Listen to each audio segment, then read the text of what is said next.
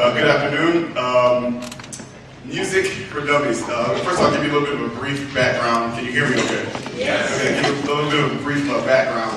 Last year at the festival, we were at Magalhães, and I know I pronounced it incorrectly. And Nina, we were talking, I told Nina that when I was a student in Texas and when I was a student in New York, that I was a stand-up comic to make a little bit of extra money on the side. And so Nina said, oh, next year you have to do some stand-up comedy. And I said, no. But I might do something with someone else, you know, for fun. And she said, Luis will do it with you. I also said no. And I'm sure you all know how persuasive Nina is, and so here we are.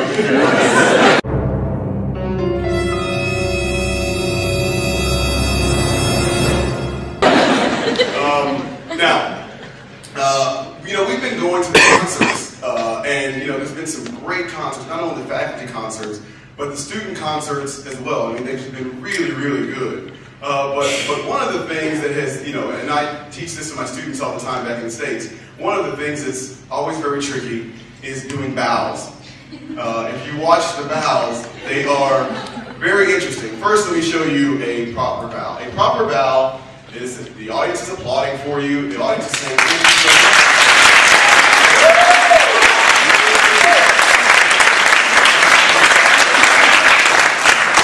Now, what I imagined was that there was a sign on the top of my head that said, thank you for coming, enjoy the performance. And I want to give you enough time to read the sign. Another applause.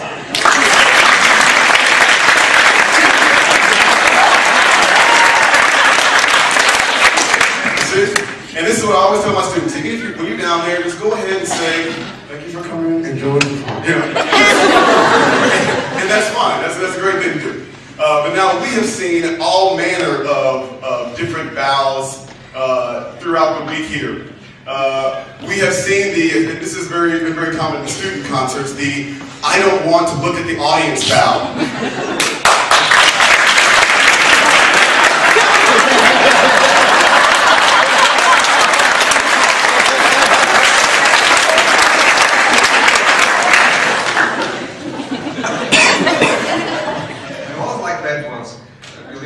But the most common, I think, for young double reed instrumentalists is the one that is called, this is actually the technical name, I've been playing with my friends backstage bow.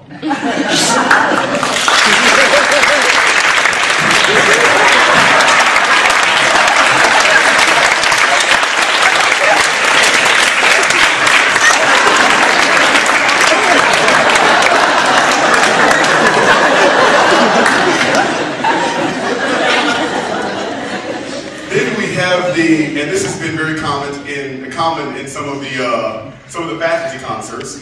We have the completely overzealous bow.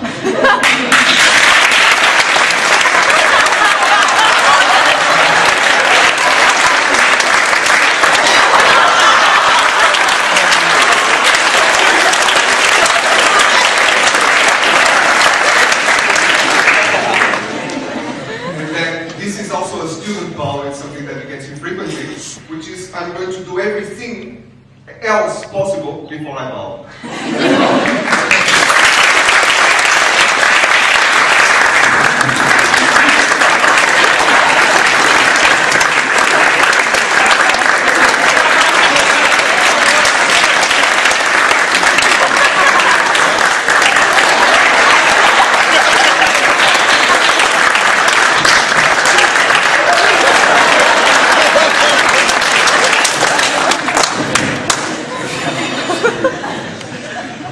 And those are the bows at the beginning of a concert.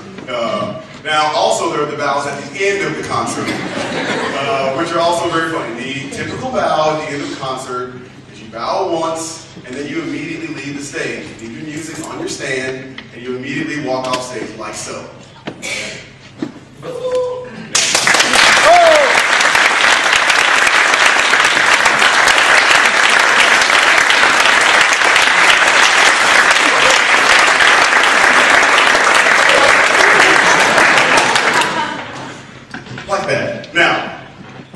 This has also been very common in the faculty concerts. We have what is called the way, way, way too long bow.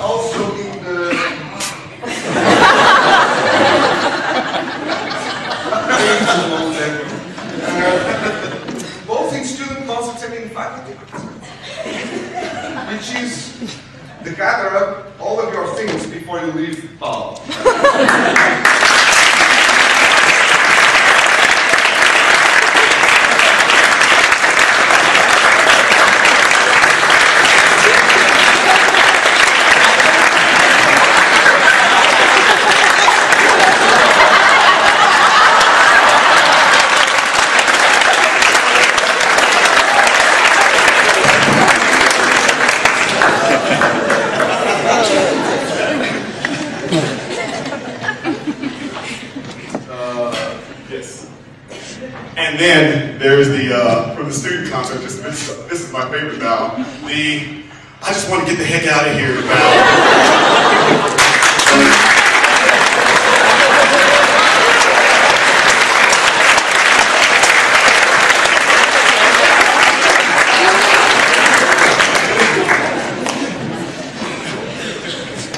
Okay, and so those are some of the different bows that we have.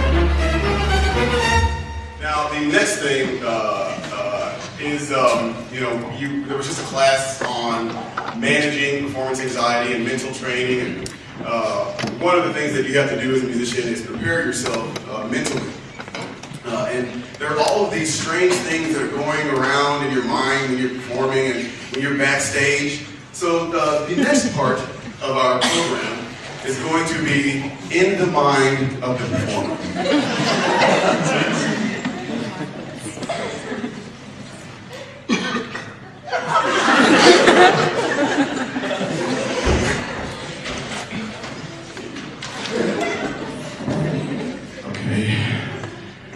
Okay, I can do this. I can do this. I can do this. I really want to do this. This is the God. I should really do this. I should go. Okay. Breathe. Just breathe. Breathe. Okay, I'm gonna go up. Wait a minute. Zipper check. Okay. I'm not feeling so good. This is the worst idea ever. Who plays concerts? What kind of idiot? What kind of idiot prepares a concert, plays it for all these people? They're gonna look at me. They're judging me. They hate me. This is the worst idea ever. Get yourself together. Okay.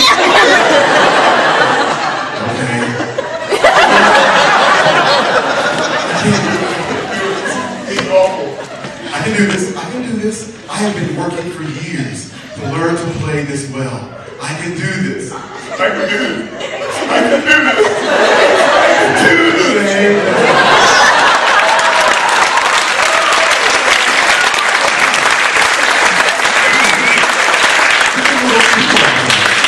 There's so many people. Oh, look, there's my theory teacher. Hi. Oh, look, there's my ex-girlfriend. Oh, look, there's my mom. Hi, Mom. Hi, nice to see you. Okay. No, it's stool. I told them I didn't want the other stool, and they gave me the stool. This thing is going to destroy my concert because of this stupid stool.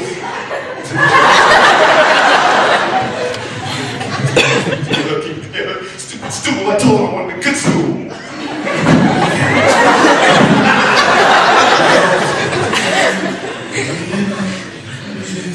You're a genius.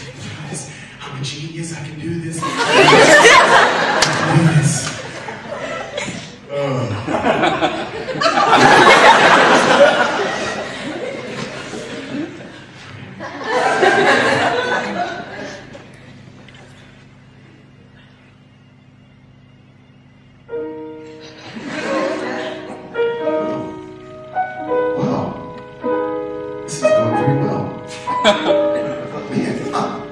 I sound very good.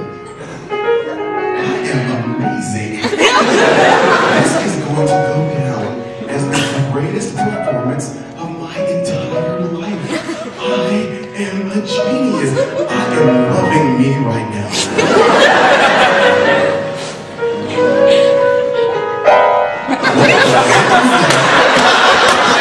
What just happened to me there?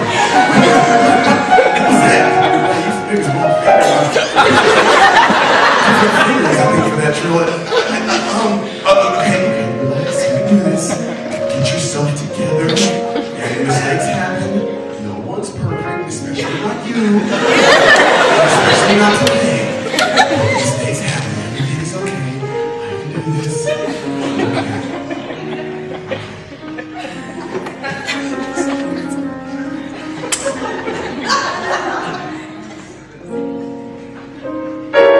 What in the world am I doing? What is wrong with me? Okay, think. What does my teacher say? What does my teacher say when I'm not playing well? Oh, it's right, posture, that's right.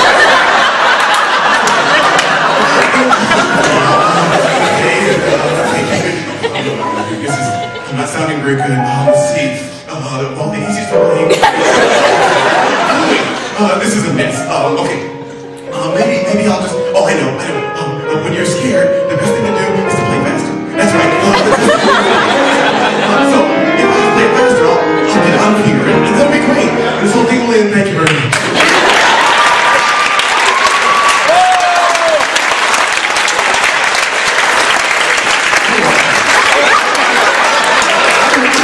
I'm such an idiot. What's wrong with me? I'm so terrible. Wait a minute, they're still applauding?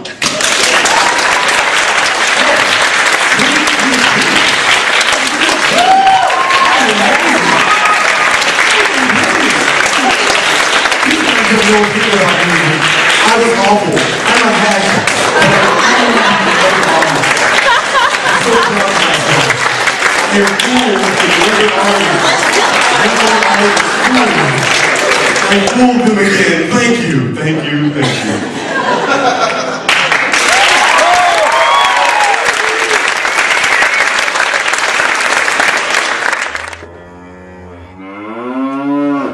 When I was a student,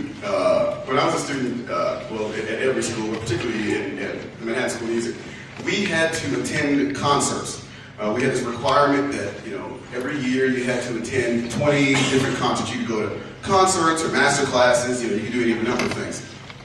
And, I like to go to the master classes because I like to learn from, other instruments. So I go to piano master classes, and they were great, because the pianists would get up there and they go,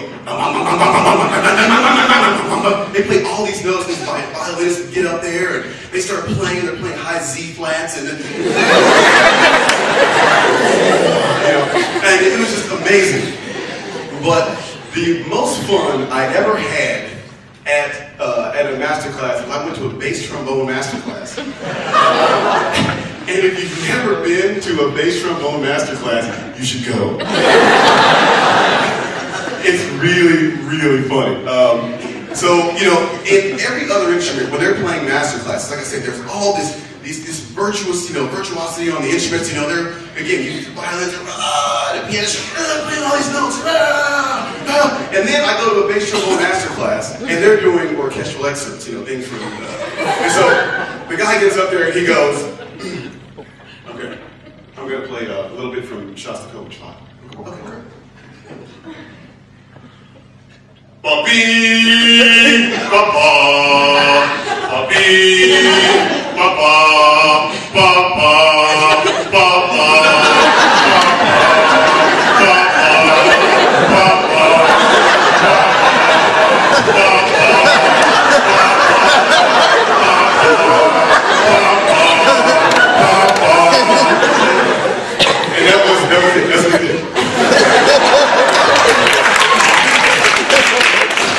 It's the funniest thing I've ever seen.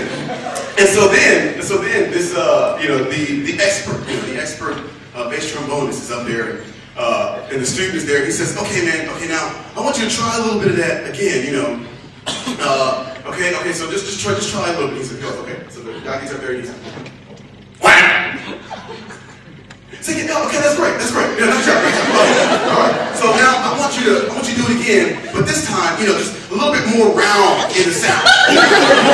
More round in the sound. So the guy goes,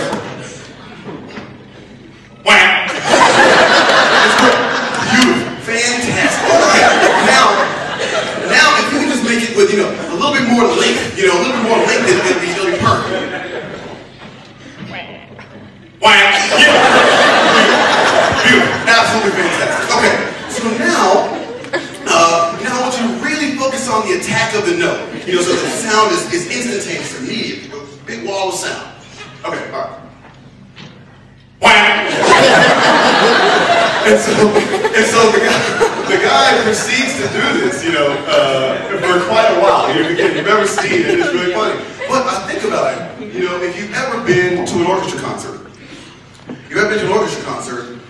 that's kind of what happens. That's what their life is, the life of a bass trombonist. The violins, the orchestra's playing along, they're going,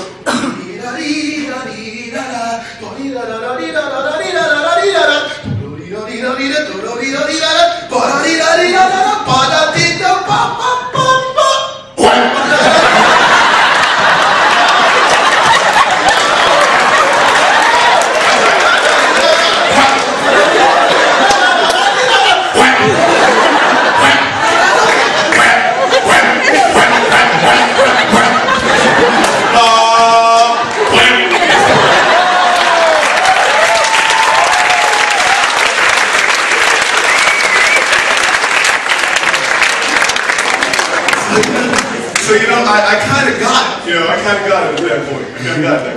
Okay. I think the next part of our program is.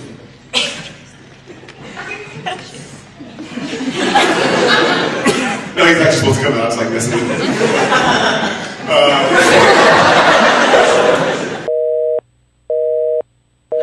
It's going to be a brief explanation of harmony. Well,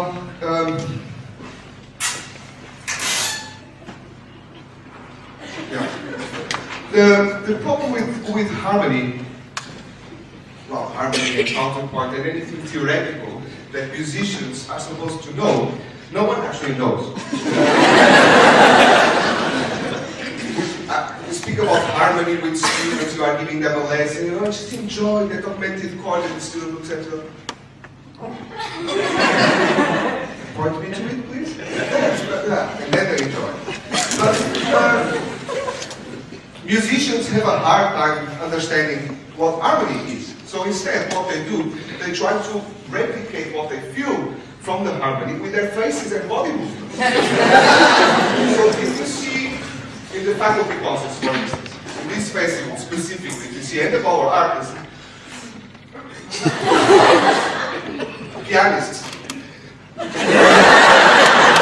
That's actually called vibrato for a pianist.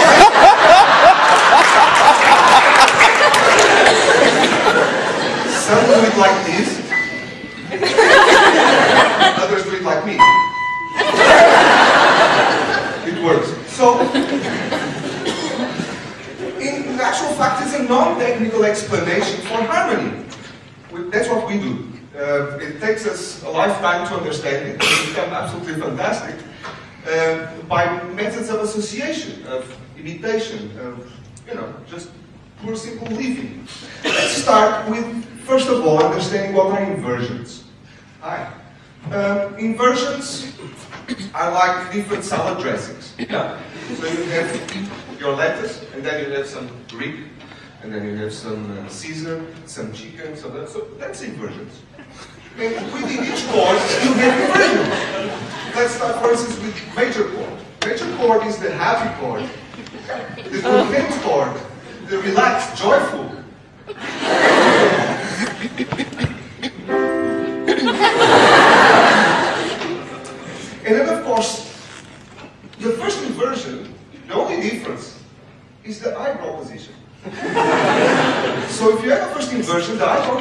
slightly higher. The second inversion is the highest, which only some people can do it. Then you have the minor chord, which just shows irritation, sadness, bassoon players. It makes you feel very bad. Now, the only difference in the inversions of a minor chord is the ivoist works the opposite way. So on root position is the highest position. First inversion is lower, and the second inversion is the lowest. Now, if we take this to a new level, completely new level, to add another note to a chord, we get this beautiful chord that every boy and girl in this room used, which is the dominant chord. It's the chord when you want to go somewhere, when you want to pick up a girl in class.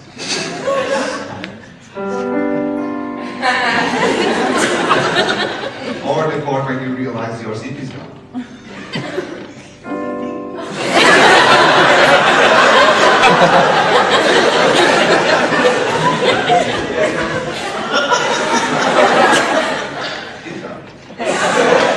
Then we have the diminished chord. Now that's a wonderful one. It's the one that you have food poisoning. You need to go and have a number 2.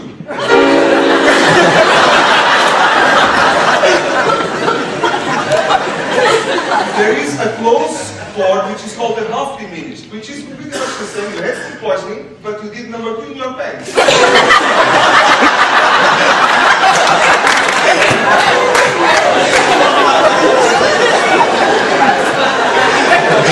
So, what I would like to do now is to put this in context. You all heard us play, at least most of you. Sorry.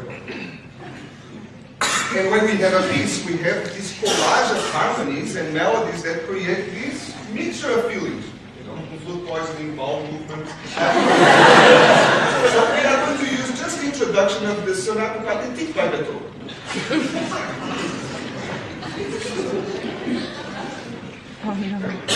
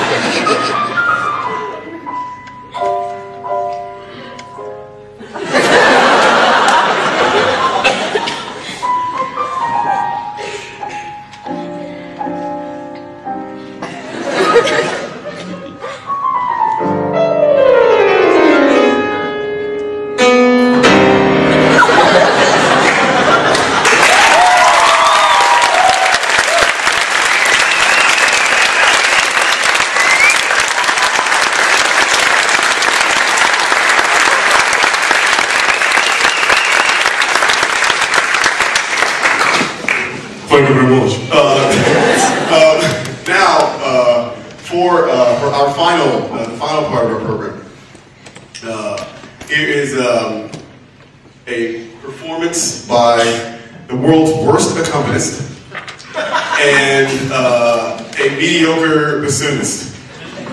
Give us a moment to prepare.